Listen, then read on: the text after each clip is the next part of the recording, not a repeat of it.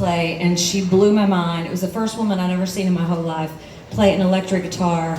And from that moment on, I didn't want to play piano anymore. I didn't want to be a total nerd. I wanted to be as cool as Bonnie Raitt. So let's bring Bonnie up here.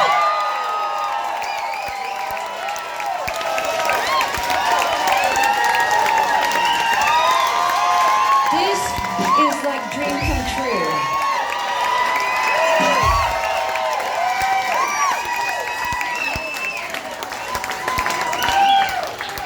So I called Bonnie.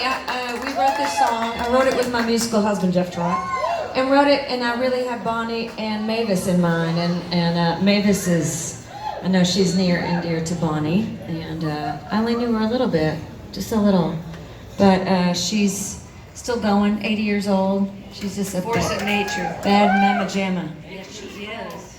We're gonna play you guys this song. Even Mavis couldn't be here today. I think she's actually doing a gig with Brandy Carlisle. I know. Yeah, I would be mad except for it's Brandy. Yeah. So you got to share, right? You have to share in this business. This is called Live Wire.